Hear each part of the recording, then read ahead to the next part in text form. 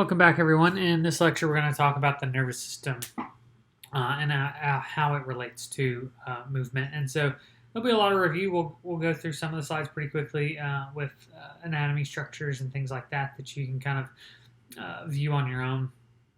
And so when it comes to it, we start with the big picture of the nervous system, just kind of bring you back in. Remember, we talked about the endocrine system and how it was related to the nervous system, but they are different. And so your nervous system is control the internal environment, and it coordinates with the endocrine system to kind of work in a similar fashion, so they're not working against each other. But more importantly, sometimes when we think about exercise in the nervous system, it's the voluntary control of movement and spinal cord reflexes. We don't think as much about that internal environment, but it is crucial.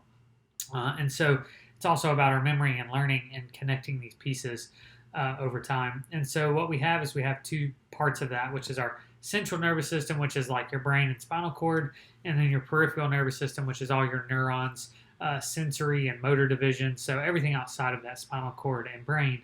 And the periphery feeds into the central nervous system for input, and then output comes from the central nervous system back to the periphery. And so you can kind of see what may be connected. It gives you this basic outline of efferent, afferent, so input, output. And you can see how those things may differ. So muscle contraction and heart rate versus what you see and what you're hearing as part of that input and output. And so the nervous system is made up of a bunch of neurons that interconnect and communicate this signal. And so a neuron has a cell body that contains the nucleus, and then it has dendrites, so these kind of like arms, these extensions that really conduct the impulses towards the cell body and are bringing things in. And then you have an axon that kind of carries it away so it can travel greater distances quicker. And so you can kind of see this. And then there's these things called Schwann cells or a myelin sheath. And so these are ways to help the signal move faster. And then where two neurons kind of come together at the end of a particular axon or dendrite, you have this synapse where you're releasing some type of neurotransmitter that causes a reaction of some sort. And so a neuron looks, something like this. You can see the myelin sheath or the Schwann cells, which make up the myelin sheath, the dendrites here, which are receiving signals, and the axon, which is sending signals, and your cell body here with the nucleus. And so it's all designed to carry them. And neurons can be quite long when you look at them and have many inputs and output kind of arms, or if you want to call them that. And so this is related to a lot of different medical diseases when it comes to our nervous system. And so one of these would be MS or multiple sclerosis. And what that is where the myelin sheath actually starts to deteriorate and fall apart. And the cells have a hard time relaying signals that the body sends down to them. And so that causes muscle fatigue and weakness and poor motor control because your body can't send the signal it wants to as quick and as easily. And sometimes it just stops along the way because of that breaking up of the myelin sheath. Your body actually attacks it. And so exercise is actually beneficial to this. It helps to prolong that because you're teaching the body how to make those communication. Even if it's a little bit slower, you're teaching them to keep that going. And so this kind of gives you that how cell body, the current or the signal is sent down the axon, and at the synapse of the dendrite of another cell, it starts that cascade of reactions through that into the next one until it gets to its endpoint. And so I say, it's a signal, but it's really just electrical activity. It's the move of it's the movement of electrons, of charge, a positive and negative charge. And so cells have to be excitable. They have to have this kind of charge gradient of positive and negative so that can change and basically send an electrical current down to the next cell. And so you have irritability, which is the ability to respond to a stimulus, and then conductivity, which is where you transmit that. So you have to be irritable enough to start the process, and then you have to be able to conduct that signal, that electric current, through the entire neuron. And so there are voltages associated with that, millivolts, And so that charge is determined by chloride, potassium, and sodium. And so this is why you hear of those being such crucial minerals and why you hear about them in Gatorade, because sodium, potassium, and chloride are allowing for these signals to occur. And if you start to get depleted of those, of any one of them, it can make it hard for that signal to process, and your body starts to shut down. Because realize that, yes, that would happen with exercise. If you lose too much, sweat too much, lose a lot of salt, you're down on that. Your muscles can no longer get a signal to contract, but neither can like your heart. Neither can some of the other processes in your body that are coming from your brain, because it's all based on a positive negative of concentrations of sodium, potassium, and chloride. And so there's a resting membrane potential. All of your neurons have like this resting potential of like they can of potential energy where they can release that. Something has to signal that, and that's what causes this potential energy is this sodium potassium pump, which is it moves 2 potassiums, which are positive, and 3 sodiums, which are positive, out. And so what happens is you get this negative charge inside because you're moving more positive sodiums out and less positive less positive potassiums in. And so you get this positive building up on the outside and a negative building up on the inside. And when the action potential hits, it opens up some valves that reverses all of that positive charge comes in, all the negative leaves, and you have this electrical current moving down the cell body. And so there are pictures here that you can kind of take and kind of move through and kind of work yourself through that they're showing this movement of things out. And so you can see this concentration gradient of things more on the outside than the inside, and how those would change when those pumps occur and that action potential is released. And so the neurotransmitters work through this action potential, and then they repolarize every single time that a current is sent. So it's one current, and then it has to repolarize and send another current, and this happens very, very quickly, quicker than the blink of an eye. And what happens here is we have to realize that this is an all or none principle. It's like a light switch in your house. If you flip it on, the lights come on, and if you flip it off, the lights are off. And that's how your neurons work. Either they send the full action potential and what they're going to do, or they send none of it. There is no like, ooh, we kind of know this. Nope, it's either all or none when it comes to a particular neuron. But you may say to yourself, but I can maybe feel something is warm and not hot, or maybe I can feel that I'm barely touching something versus grabbing it so hard that I break it. Well, you can, and what's happening there is you're activating more and more neurons. So if you barely touch something, maybe just a couple of neurons are firing their full potential. But when you really grasp something, you have a bunch of neurons firing their full potential. And so we feel that as kind of this gradient, even though it's more cells firing all that they can. And so this action potential sends this electrical charge. It travels down and to the next one, until it gets to the end of what it's trying to communicate, and then something occurs. Whether that's a feeling, whether that's a sensation, whether that's telling your body to do something. Some sensations you would never even know that the effect occurred, but it did happen.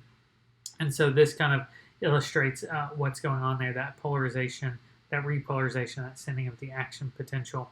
And where 2 neurons come together, where a neuron is trying to elicit an effect on a different cell, this is called a synapse or a synapse. It's a small gap between where you release things like neurotransmitters that are simply just chemicals that are released from one cell that go to another cell and cause that depolarization to occur and may cause some effect. So if it's another neuron, it's going to send an action potential, but if it's a muscle cell, it may cause a muscle contraction to occur through that depolarization when you send those neurotransmitters, if there's enough of it. Remember, it's all or nothing. So if it doesn't get enough of it, it's not going to fire, but if it does, it's going to fully fire as hard as it possibly can, as quick as it possibly can. And so this shows that kind of how these neurotransmitters are released. They go to the other side and may or may not activate depending on how much is there and what's going on. And so there are inhibitory postsynaptic potentials and excitatory. So an inhibitory stops something from happening. So it activates the cell and kind of shuts it down. You can release neurotransmitters that go to a certain cell in the body and then basically prevent it from doing its action, whatever it was designed to do. Or you have excitatory, which is typically how people think of them, and that would be a muscle cell releasing that neurotransmitter and then the muscle contracting. Now, that's typically what you think about with your kind of output motor neurons, but you also have input motor neurons that are receiving signals like heat and pressure. And so there are different kind of input mechanisms. So these could be proprioceptor neurons that are helping to tell your body where your joints and muscles are located in actual kind of spatial 3D space. You have kinesthetic, which is letting you know if things are moving or not. And so you also have free nerve endings that will do that pressure that we kind of talked about as before. And so there are also these joint proprioceptors that are sending messages back that are telling them where your joints are located or how much tension they're under or how quickly they're moving. All of them telling the brain something different about where they go.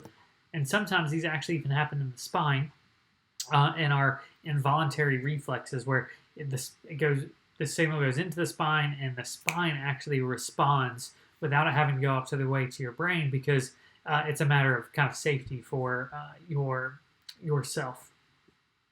And so when we talk about muscles and activity, they're typically two proprioceptor kind of bodies that kind of deal with the neurosystem and are protecting you in different ways and give feedback on what's going on. And so these talk about either length or force. And so muscle spindles provide information about muscle length and the rate of shortening. So how quickly is your muscle moving is told by muscle spindles, but also like how long is it. So it's kind of given that feedback of where it is in space and how quickly it's moving. Where Golgi tendon organs, which are in your tendons, provide information about how much force are you producing and how much stress is it under, and is that going to cause there to be some kind of injury. So with these muscle spindles, the way to typically think about them is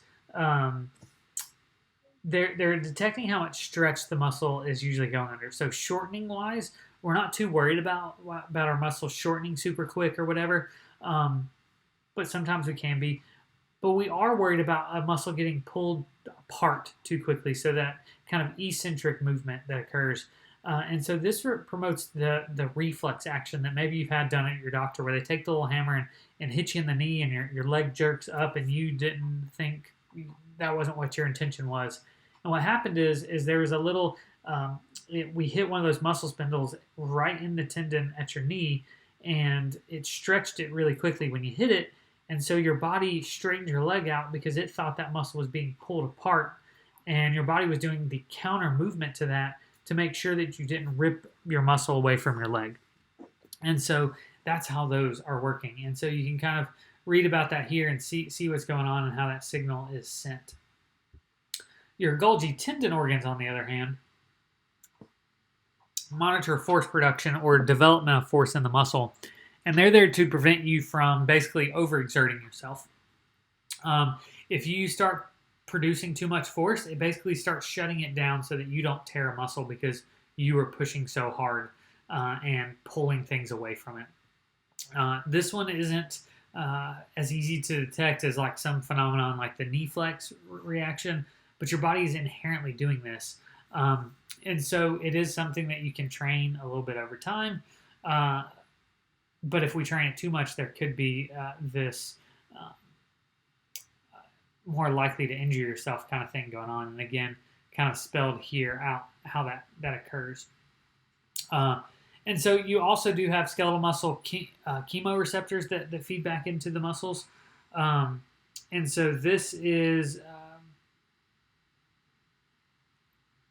These kind of help detect what kind of metabolic processes are occurring. So it's more measuring how much CO2 or how much potassium or how many hydrogen ions are there, so that if things get out of balance, it can actually help to slow you down or shut things down so that you don't cause major damage to your body. They provide the central nervous system with information too to maybe say well, we have issues here, so we're going to cause a burning sensation, so maybe you stop exercise, or we're going to increase the amount of glycogenolysis to get more glucose into the system if we need it, or whatever the case may be.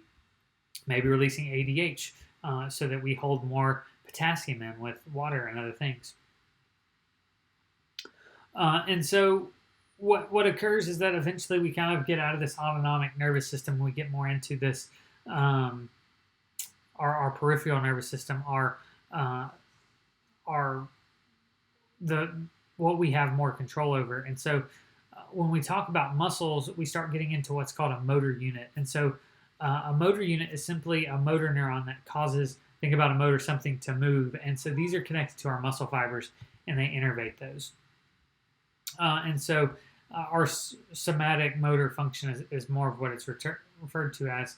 And so when it comes to this innervation of our muscle fibers, so every muscle fiber has to be connected to a neuron, and every muscle fiber is only connected to one neuron, okay?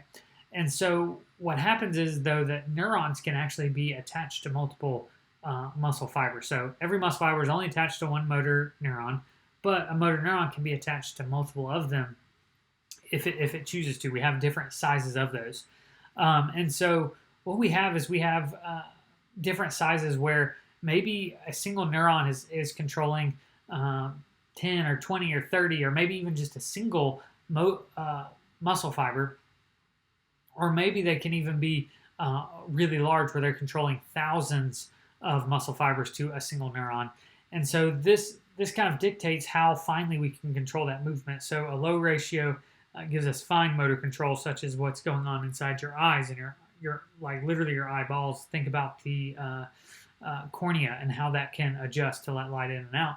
You want that to be a very fine movement, and riding would be a fine movement. But other places we have higher ratios where we're controlling a lot of muscle fibers at one time with a single neuron. Because think about what we may do with those, such as our legs. We're walking, and there's a lot of force that's needed to move your body across or move that somewhere. And we're not doing fine things with our legs. We're typically not trying to use our knees to write with, where we need this fine motor control. And so this is an example. This pink picture here is actually an example of where you can see these motor end plates that are connecting to muscle fibers, and your motor unit is attached, and how many it can be attached to. And so you can kind of see the discovery of that. You can read that on your own. But what we have to realize now that we're talking about motor units is that the recruitment and the size principle that goes through that. And so when we start to want to move, we have to recruit motor units, which recruits muscle fibers. And so the way we get stronger is to activate more motor units. When a motor, think about that all or nothing principle. When you fire a neuron and it's connected to a muscle, that muscle gets either all the signal or none of the signal. So when a muscle fiber gets a signal from a neuron, it contracts as hard as it possibly can.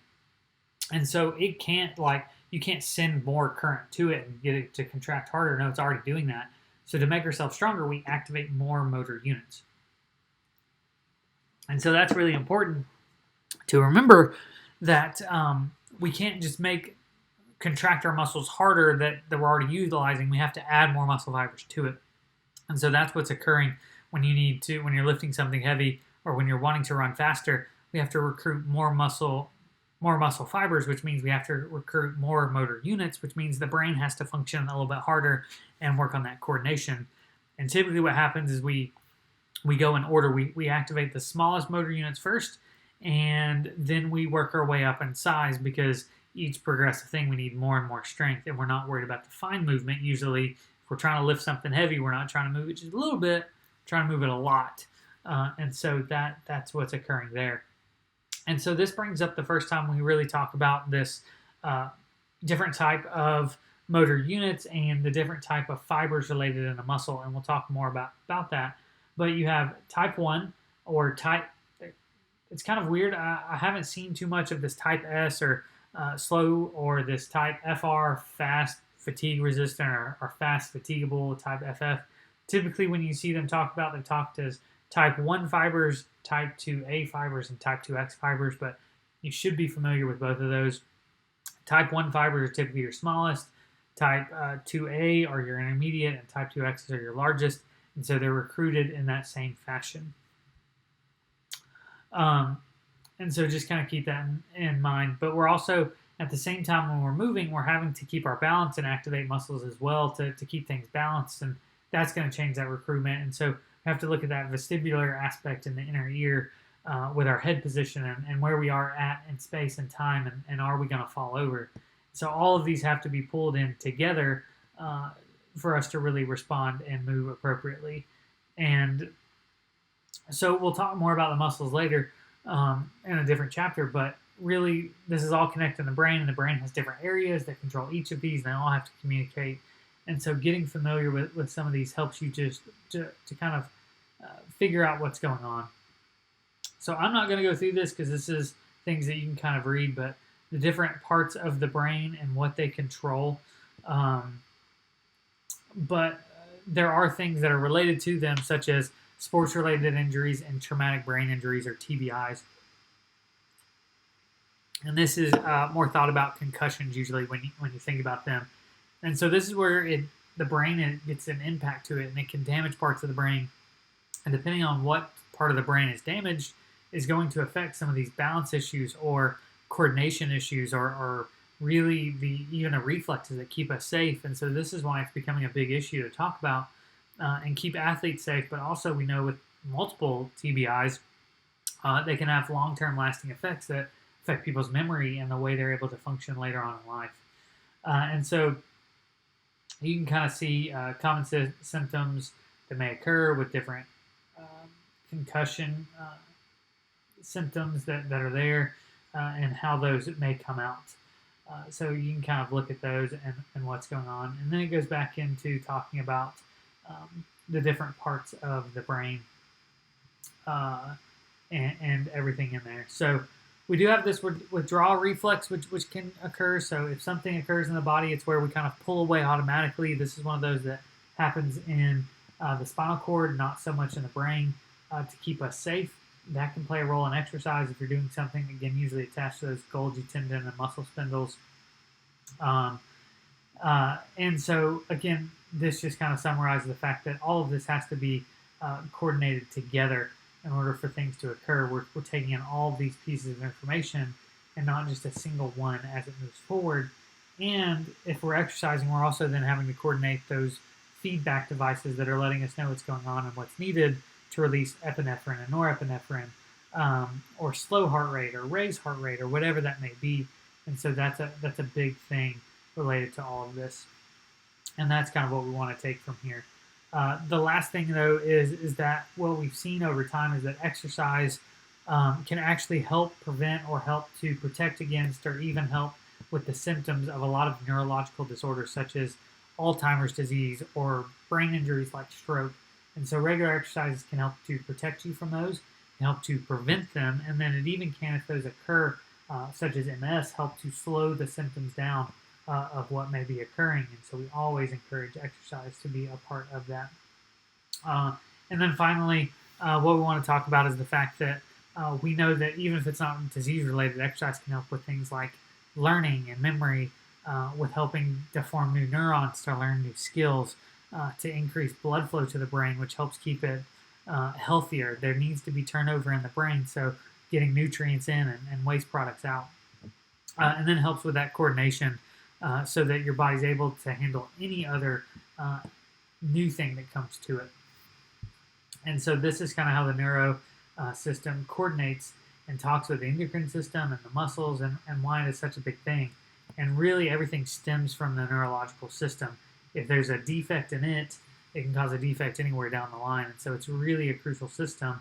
But the good thing is that exercise can actually help make that system stronger and better and prevent things in the future. If you have any questions about this particular chapter, please email me. Otherwise, I hope you guys are enjoying moving through this information.